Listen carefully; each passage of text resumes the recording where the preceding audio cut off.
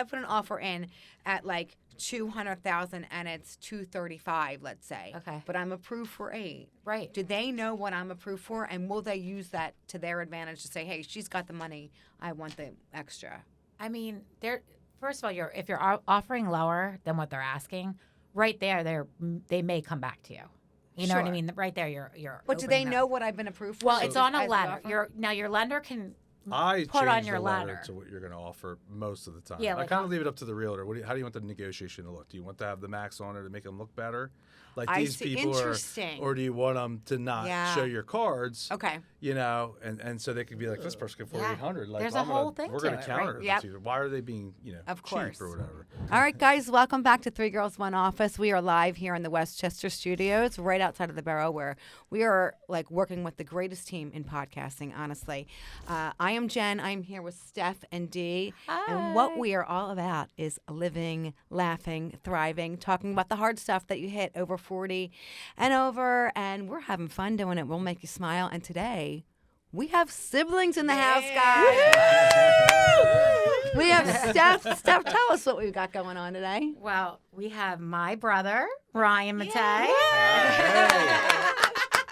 So we brought Ryan in today to ask him. Well, Dee and Jen would like to ask him all the personal questions. Deep, dark Steph About secrets. me. That's fine. But I think we should talk about instead real estate and mortgages today, which Ryan and I probably, when we're talking, we're like, this probably isn't that interesting, but we're going to make it interesting. Yep, absolutely. We want you guys to ask us questions. We want to find out a little bit about what Ryan does as a loan officer, and then we can kind of talk the difference between a loan officer and a realtor, because I know some people, they don't know the difference of what we do. For sure. So, Rye, tell us a little bit about where you work, what you do, your background, how long you've been doing it. So I work at Cross Country Mortgage. I'm a loan officer. I've been doing it for 20 years now.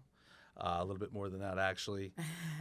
Basically, my job is if you want a loan, you come to me first, and I, get your information, pre-approve you, get all your income documents, bank statements, all that fun stuff, and see if you're approved or not. Okay. And then you go look for a house. Essential then the first step would be to get Yeah. It has to be the first Most step. people go to a realtor first, which Right. is great, but really, the realtor sends you right to us anyway. So, So like to basically to see what you can afford, what is Exactly. comfortable. Okay. Right. Mhm. Great. And then what I do is I'll go over I ask a bunch of questions, screen you, make sure that you're comfortable, because a lot of times people qualify for more than they actually want to spend. Sure.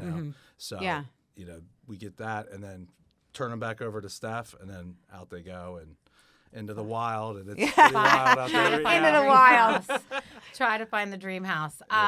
So when someone comes to you, especially, and I kind of want to address like first-time home buyer, or maybe someone that hasn't bought a house. Like recently, I worked with someone that had bought a house before a long time ago, so they were really out of the game, and so it's almost like being a first-time home buyer again. So anyway, like when they come to you, I know they're full of nerves and they don't, confusion. But I find the best thing is just definitely don't feel. I think sometimes people are embarrassed or whatever 100%. about maybe if their credit's not good or things like that. But are you able to kind of navigate that and make people feel more comfortable? Yeah, definitely. And anyone that's looking for the first time or haven't bought in a long time, I would say full transparency. Yes. We find out everything. Yes. So it doesn't matter. We really do. Yes.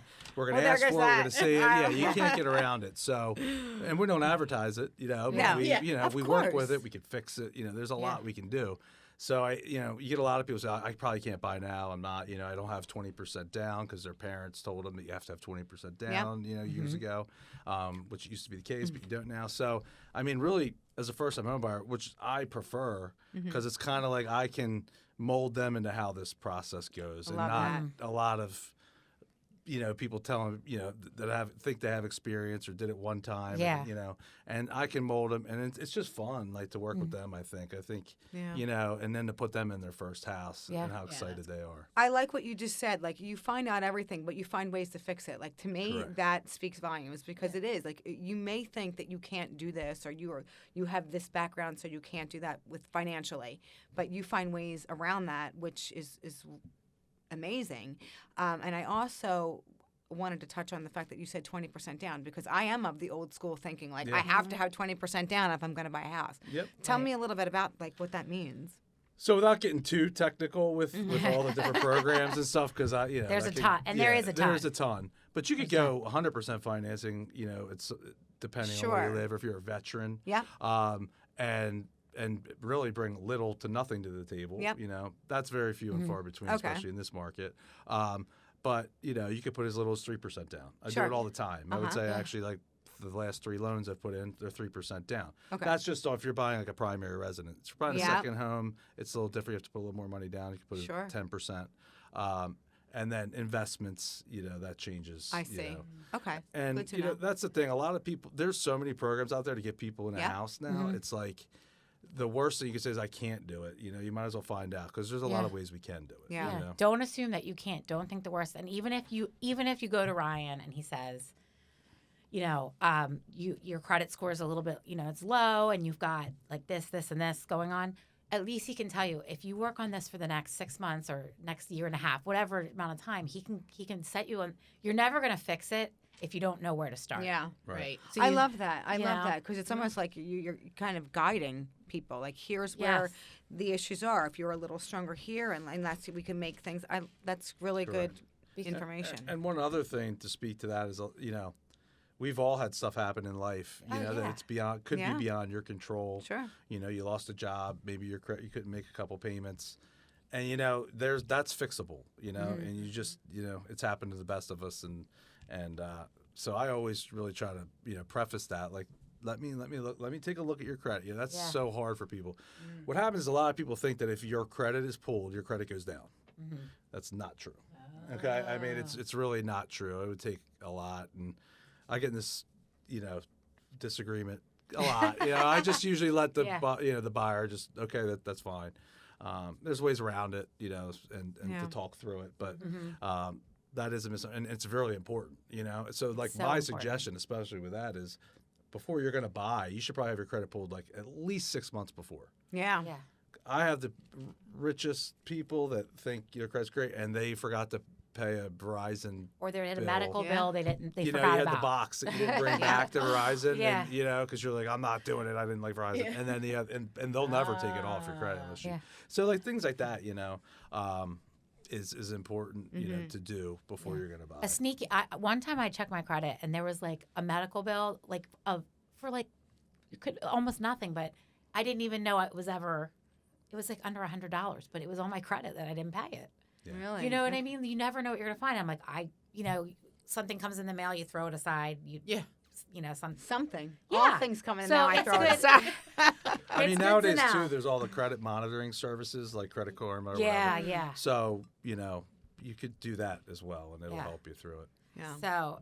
So Ryan is definitely the best first step. Ryan and I even recently collaborated, met with someone that's looking to be a first-time home buyer in the near future. She's young.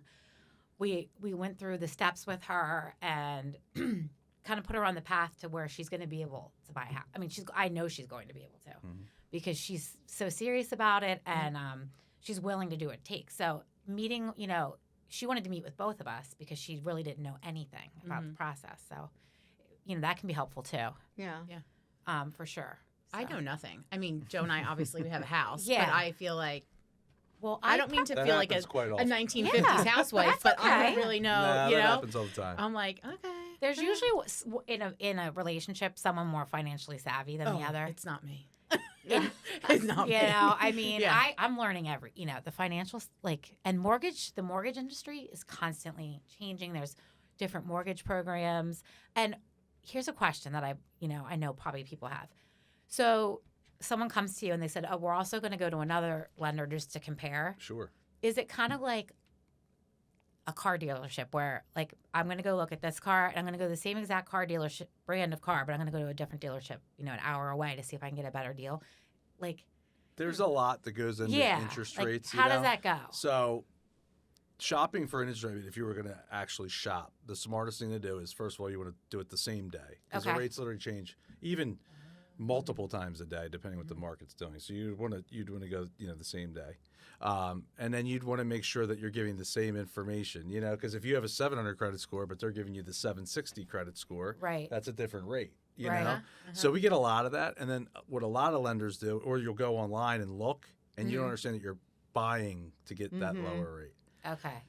So sometimes I try to be fully transparent on not try, I am. And sometimes it bites me, sometimes it doesn't, because I've seen other lenders say one thing, but then it's too late. You're like already kicked the can down the road. I'm going with this person. I'm not going to switch now. You know what I mean? So to answer your question about there's a lot that goes into it. I will tell you usually if it's that much better, it's too good to be true, Yeah. or there's a reason. And there's just, rates a touchy subject with me because I'm not going to be the best rate. I can promise you that, but I'm not going to be the worst. I'm going to be very competitive. Right. And I will get you to the settlement table, which everyone should do, but doesn't always happen. And you have more at stake by not getting to the settlement table and losing your large deposit that you're putting down to get to that house, where a seller could say, all right, we're going to take that deposit and put it back on the market. I've seen so there's it so happen. much that goes. It's like anything. Sure. And to debate, I always say this, like, if my payment's $20 a month because my rate's a little bit higher, maybe. You have no problem going to Starbucks every day. Yes. You know what I mean? Yes. And this is like the You'll make it largest, work. that biggest thing, Sure. And, we spend a lot of money on marketing and reaching out to our clients. So if the rates get better, there's a good chance I'm going to tell you before anybody else. Right. you Yeah. know? So there's so much that goes into it that's like a minor part of what you should be looking for, but I think everybody makes it the biggest deal. Did you ever have to say I wanted to come in, I want to buy a $500,000 home, and you look at the credit and you're like, you can't afford that? Like, have you had to turn all people the time? Yeah. Because I wonder in people's mind, like, what you can afford monthly versus what you can afford overall. Like, is it skewed a little bit? Yeah, I mean, you can. It's a lot of times I ask that question. Do you want to be pre-approved for your max, or what do you really want? Yeah. And a lot of realtors will say pre-approved for their max, and I'm like, but I talk to them, they don't want that. So don't go show them the $800,000 house. Go show them the $600,000 house. Sure. And now, in this market, I don't think you should do that. Yeah. You know what? This is an interesting question I spoke a little bit about with a friend of mine. If let's just say you're pre-approved for $800,000, but you're looking at a house that's $200,000. Do you want to be approved for $800,000, or does it matter? Does it make a difference? The seller goes, "Wow, they're pre-approved for $800." So do they? That's the question. It probably helps. Do they know what I've been approved for when I put an offer in, or does it just go on good faith? If I put an offer in for $200,000 and the house is $800,000. Or no, I'm sorry. If I put an offer in at like $200,000 and it's $235,000, let's say. Okay. But I'm approved for $800,000. Right. Do they know what I'm approved for, and will they use that to their advantage to say, "Hey, she's got the money. I want the extra"? I mean, first of all, if you're offering lower than what they're asking, right there, they may come back to you. You know what I mean? Right there, you're. But do they know what I've been approved for? Well, it's on a letter. Your lender can. I put on change your the letter ladder to what you're going to offer most of the time. Yeah, I kind of leave it up to the realtor. How do you want the negotiation to look? Do you want to have the max on it to make them look better, like these people or do you want them to not show your cards? Okay. And so they could be like, this person can afford $800. Like, there's a whole thing. We're going to counter it. Yep. Why are they being of course. cheap or whatever? But they're just maybe being smart. I see that. Okay. And what happens in these days is people get carried away. And overpay sometimes, you know what I mean? So what you think is the right offer is what I say you should. I mean, your realtor's going to guide you. Yeah. Because if you really want the house, listen to your realtor. They're going to guide you through it. But if you really have a set, then stick to your guns, because you don't want that remorse. That's the worst. This should be a happy time and not, stressful. and not a time you're stressed out. I mean, it's going to be stressful regardless, I feel like, but of course. there's ways it's a huge to purchase. Yeah. I mean, it's a huge purchase. And also, when you're making an offer, people are like, well, maybe your max is $800,000, but maybe you're going to offer, it's not an $800,000 house. So, bottom line is you're not going to offer for what you're approved for because the house might not appraise for that. Yeah. And then you got to start from scratch, or the whole deal might just fall through. Right. And it's just not. You have to be transparent. If the house doesn't appraise, like let's say the house doesn't appraise for what it's selling for. Can you make up the difference? Yes, If you can't, the mortgage company is not going to lend you any more than the house is valued at. So then, if it's valued at 500 and it's sold for 550, I, as the buyer, am covering that 50 Yes. grand. And we write that in. if you write that in. I write it in. I'll write, so Jen's, going to pay $550. That's what you've offered, and you have proof of funds that you have $50,000. Yes. I will write that in that you will make up. You will bridge the gap. Yep. You will bridge the gap between To make that appraised offer value stronger. and the 550. That makes the stronger offer. Yeah. So they're like, okay, They she's don't have going to to cover worry. it no matter what. Correct. Yep. But the lender's not going to go ahead and be like, here's the Okay. extra 50K. No, we're not. Okay. No. Dee's wheels are spinning because I know Dee and her husband have been toying with moving in the investment. next in I'm the near ready future. right now. Joe Right. Voci is not quite there yet. Right. So I guess my question would be, is there such thing as a perfect time to buy a house? Oof. I mean, I think no. No. Well, but people do ask that because they think, especially they want Ryan to know when the rates are going to go down. And now I'm not saying that's why you're asking. No, yeah. But they think that more like we don't know what the rates are going to do. Right. And especially we have a new, a lot of times things are changing in our country, our economy. Sure. Ryan was saying like, you notice a big change whenever like an administration ends, a new one takes office. No matter who it is or whatever, like these are things that happen. We had COVID. That changed the industry big time. These big things are very relevant to that. But the best time to buy a home is when you need to buy a home. Yeah. That's what I Yes. say. Yeah. But Don't listen to that, But you Joe. need you need a game. I think the best thing to do is Joe's not quite there yet. So let's have a conversation Yeah. Yeah. and get you guys in the headspace of when and get you ready. And you you own a home. You're going to either run it out or you're going to sell it. You got to kind of Yeah. put the Yeah. pieces When in did place. you buy your house? 2017. Yeah, and then you probably refinanced it to a really low rate, or maybe. Joe, Well, Joe did seems you pretty smart. refinance Joe it to a seems like lower he- rate? Let me Please call let Joe. us The know. The point is that we'd be doing someone a disservice if Steph said, "Yeah, you should just buy a house." Let's just say your interest rate now is 3%. Yeah. And you're just doing. See what happened? Like the way I look at it is in the past, we were just able to move around. Rates were always kind of the same. The market was kind of easy. You go look at a couple houses and you pick one, and usually you'll get one. And what happens is now those people are gone out of the market. You're not just selling and moving because you need one extra bedroom. It's like you really got to move because you're going to hold on to that 3% rate. The other thing is though, if you have that and you can rent your house, I mean, now you have an appreciating asset that someone else is paying it down. You know, so there is a reason just right there that you could rationalize it to Joe. To keep it, Yeah.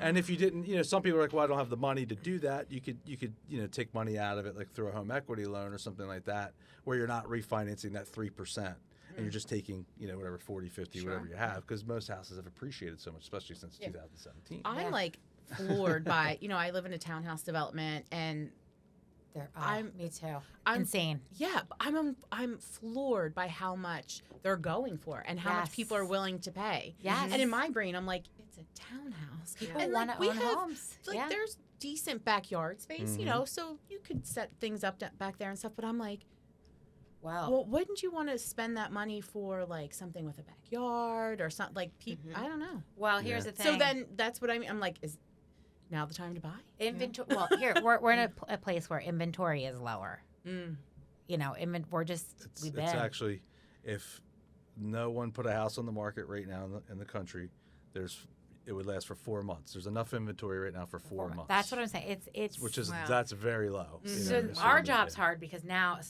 I have to. Okay, so now I have to convince people. I don't have to convince them, but if they're on the fence about selling, buying, whatever, like it's scary because they're like, I don't want to sell because what if I don't find something? Sure. Yep. So you have to go through the whole process of that, and it can get. Ryan bought and sold and then bought in COVID, in the height of COVID. I remember that. And right when the market changed, and he did sell a townhouse and go into a single family home, so he's very knowledgeable in that situation. And I learned, it's amazing. That's when like townhouses really started that value shot up, and especially around here, a lot of them are large, low maintenance. That's why maybe people in your neighborhood are buying in there because they're like, it's low maintenance. It's a nice, area. Yeah. They want to be in that area, whatever. And there's not a lot of other inventory, so it gets them in there. And then some people end up living in a townhouse. Like my husband and I, it's so easy. Yeah. Yeah. It's no, so I understand easy. that. I miss it sometimes. Yeah, Ryan. I said because a single family home has positives and everything's positive and negative. So yeah. But there's so many factors in real estate and in home loans. It's just it's a lot. And Dee, you're the perfect person to be sitting across from because you're kind of in this headspace where you're heading that way and you're like, I don't know anything. No. So like that's why I just want to decorate something. Yeah. I don't. Yeah. I just. But it's nice. But now you're kind of have an idea how the game works. A dollhouse is like $50. You can decorate like whatever you want to I do. just want Moose to have a backyard. I just want to, When we think about like just say you want to buy a second property. Yeah. But you're not quite ready to bite the bullet. Okay, let's just say. Okay. Not that I'm speaking from experience, right? Okay. But like, let's say you want to buy another property, Sure. and is it wise to get pre-approved now as you're looking and not like totally committed and thinking like I'm going to buy something in the next month, 3 months, whatever? Like, would you say to someone, get pre-approved now, see what you can afford, and then start shopping, or would you say like? Absolutely, I would say it doesn't hurt you. I mean, back to like the credit stuff. Like we only pull a soft credit pool. Right. So it's like a very it's Sure. not a big deal, and we'll collect your income, your assets, stuff like that, and then go over payments. That's really important. You know what I mean? And then that way you have a direct person. Yep. Even though there's all these online calculators, it never works out. The rates that they're using may be different. Yep. So it's really good to have someone to be there and say, hey, there's this house just came up. Boom. Because when you're ready. But you're not ready is the worst. True. Now everybody's rushing and it's very stressful. Right. So it's like, I think a lot of people don't want to bite the bullet and do the pre-approval, but it's not that big of a deal. It's really not. Yeah, I think it's just a commit. They feel like they're committed to something. That's that exactly you're right. not, I 100% get that. I think that kind of leads me to the next question, which is like, is cash truly king in this scenario or not? Like, especially when you're talking about like a second home, let's just say, like, do you want to? And when you think about a second home, maybe it's for rental properties, maybe it's for vacation, whatever it is, your Airbnb, whatever. But the point is it like what are the benefits of doing either? I think cash is a good negotiation tactic. Yeah. When you're going against all these people that are a million offers on one house, Right. 30 offers, whatever. Sure. You stand So out you have that cash. I mean, cash is king. Then you're pretty much saying there's no way this person will not get a mortgage or whatever the case may be. Okay. A lot of those people paying cash aren't putting a lot of contingencies in the contract. Now, if you talk to a financial advisor, they're going to tell you to use cash is probably not the wisest thing to do. Yeah, and we invest it, and then So people that have a lot of cash, a lot of times will buy it cash and then refinance it, After the fact, So they make sure they get it, and then they refinance it. That way, they got what they wanted. that's great. What other tactic people do is I have the cash, I'm going to get a mortgage, but no matter what, if the mortgage company did a terrible job and we're not going to, I have it, we'll have cash. And we can write these things so into that way contracts. you're covered there too. So if you buy it in cash, right, and then you go ahead and mortgage it after the fact, are the rates different in that way or no? No. So if you do it right away, you can only mortgage what you paid for it. So you have to go off that value. So, but if you wait 6 months, you can actually take more money. So let's just say you bought something that needed work. Sure. You did the work on it, and then you're going to rent it. You can actually pull. You could do how much the house is worth plus extra, or not worth, whatever money down you went and what you went back. Is what you could. Is what so you can many. get. So when you say people are paying cash, I mean they like. Are they pulling it out from their mattress? No. They have accounts. I mean, like, are they like, hold on a second, and then they just. I'm like, checking fall out my right- mattress They don't today. show up to Check the settlement with a mattress. briefcase, with a metal briefcase. But so does that mean they have cash in the bank? Yeah. Yes. So that if they Right. you write a check Oh, or you write a you have a Certified check or a wire. That's Yeah. what Okay. they'll do. But you have to prove your funds to them. you have to So have all kinds we'll of look at your bank. I don't have money Yeah. under my mattress, but I was No, but A lot of people do. A lot of people don't trust banks. Or Oh, whatever. we know people. Yeah, we definitely. We know people like that. Really? I But want to know again, these that's people. why I know, right? that's Who why are you should look. Give us initials. I'll tell you. I'll tell you after. I'm kidding. I'm not kidding. Keep the mic hot. We need to know. Gabe, don't cut. So yeah, I think this business though, in general, I think it's very interesting. It can be very stressful. I know some days I look at Ryan's job and I'm like, I'm so glad I'm on the realtor end. Mm-hmm. Other days I'm like, Ryan's working in fact. Sometimes I'm working in, sometimes people have like maybe a little bit of fantasy or dreams. Yeah, that's And interesting. hey, look, I have dreams too. I want, you know what I mean? But you have to keep people grounded because, you only can afford what you can afford. Yeah. And you can make it, and I always tell people, I like to help people see the possibilities.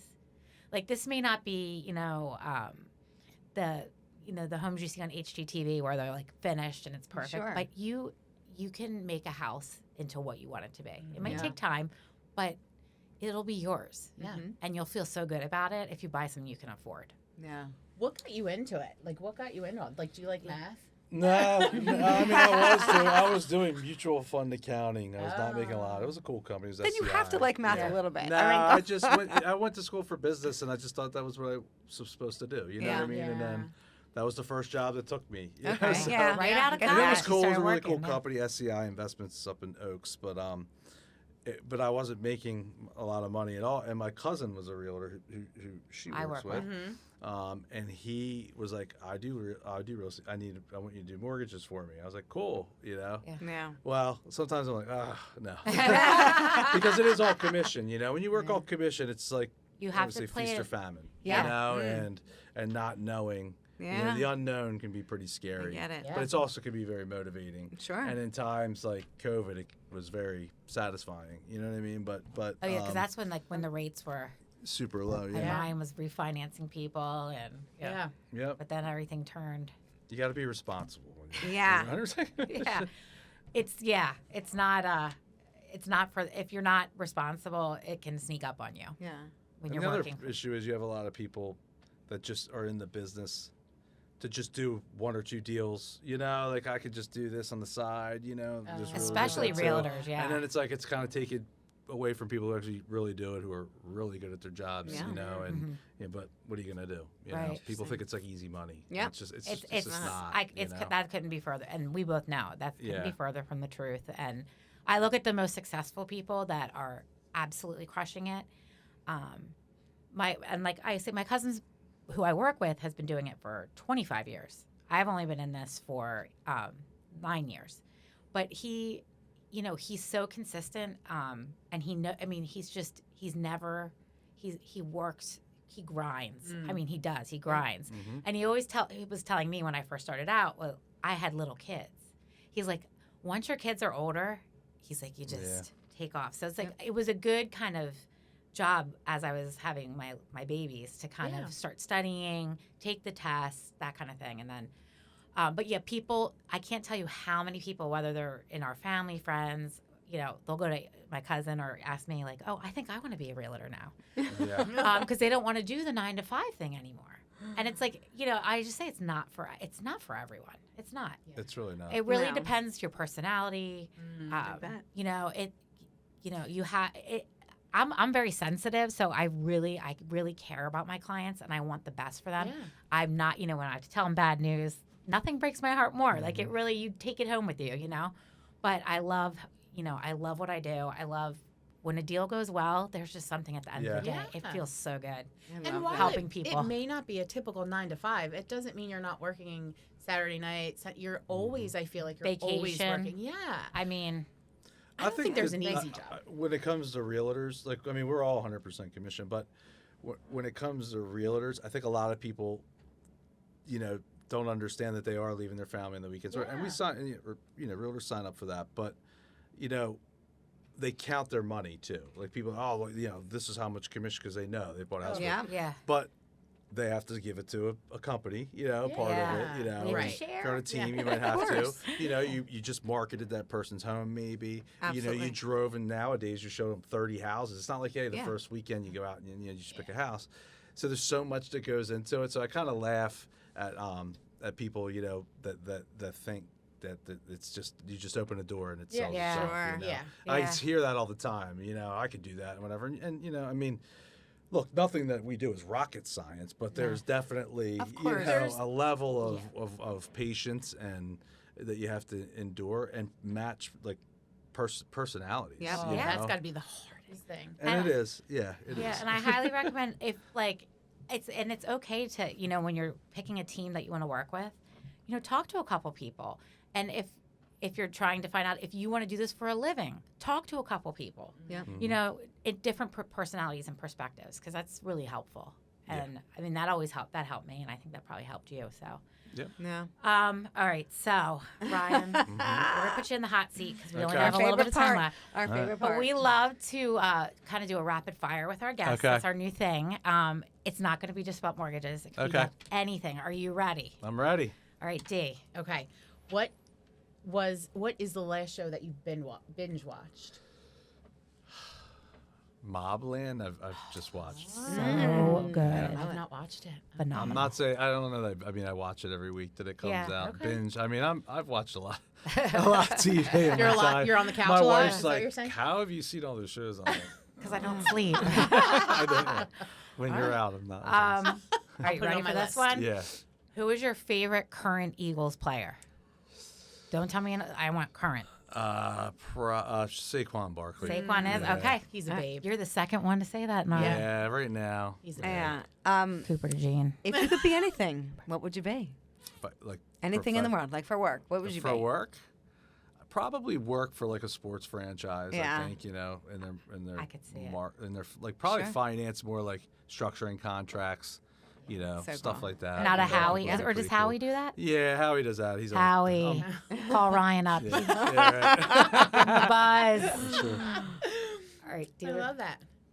What is one word that Steph would use to describe you? If you had to give a good guess. If she was Well, telling we us know about the you. answer to that. No, I'm kidding. Okay. I'm just kidding. We don't. I'm just. Caring? I like yeah. that. That's a good. Yeah. He really is he's Yeah. a good brother. To She her, does I get- don't know. uh-huh. She raves about you. She No, does. he's a She good does. brother, and he's Yeah. a good friend, and he's very good. Yeah. I was family going member. to say So supporting, everyone- which is exactly Yeah. because you are, Yeah, and that's he sweet to is. say. I love that. Favorite Last Supper. If you had one last meal, what would it be? Throw something at me. It can Just be we're talking about cheat meals. yeah. Just give me. It doesn't have to be the one and only, but supper, yeah. something delicious. Man, that's a good one. Oh, that is a good one. I know. It's a thinker. Why do I It know really it is because I like food so much. I So mean, do I. So do I I. really like pizza, like really good pizza, Oh, yeah. but I know that that's boring. So, No, it's not. Not. You know, It's steak, not. I would It's say, Where do we I love just- pizza I from? just Just like- we have to know. Oh, Westchester man. Pizza We go to Cafe, Westchester Pizza Tacanelli's Cafe a in lot. Philly. Yeah, Tacanelli's food is good. I like Gentili? pizza. Westchester's good too, but I've only had that like a couple times. But there's a lot of good pizza. around, Yeah. you know, Yeah. I mean, and Philly's just the mecca. Oh. Anything else? I think if you had one piece of advice for somebody that was going to get into this business, what would it be? I would say work for someone that will be able to coach you through it, Yes, and teach absolutely. you the ropes. So 100%. good. A lot of times we're just thrown into this, Yep. and learn to be uncomfortable. Yep. Like that's sure. the name There of you this go. game Yeah. is you're going to be Good uncomfortable. stuff. You're I gonna love have it. conversations that you don't Really good. want to have or cold call or whatever. So yeah. Yeah. So Ryan, tell everyone. I know everyone knows where to find me if you need any kind of real estate. If you want to talk about it, advice, you want to become a realtor, you need a realtor, you can reach out to me. Message through 3 Girls, 1 Office on our page, or you know how to find me. Now Ryan, tell everyone how they can find you. Well, I work at the Cross Country Mortgage in Chadds Ford. I mean, Best way to get you. Do you want me to give my phone number? Well, you can reach out. But what, like I use my cell phone for everything. I don't want to miss a No, call. we just want your social security Yeah, number Your and address. your bank Reaching account Ryan. number. my checking account. and- Your address. we can connect you. But Yeah. or if you want to put your email out there, whatever Yeah, you it's want. Ryan.Mattei, Mattei at ccm.com. There you go. And if you have a problem, you can also message us on 3 Girls, 1 Office, and we'll hook you up. All right. Yeah. Thank you so much, Thank Ryan. you guys. Thank I you, appreciate ladies. it. It's awesome. And I Great want to say info. something to you guys. I think what you're doing is awesome, and Thank I you. know that if you just touch one person's, which I'm sure with some of the guests you definitely have, and I think probably a lot of people see your guys' friendship and envy that. So I think you guys are doing a great job. Thanks, Ryan. Thank Thank you. you so Keep much. up the good work. I hope it blows you. up for you. For Thank sure. you. Awesome. We Thank appreciate you. you. Thanks Thank for being you. here. That was Welcome. awesome.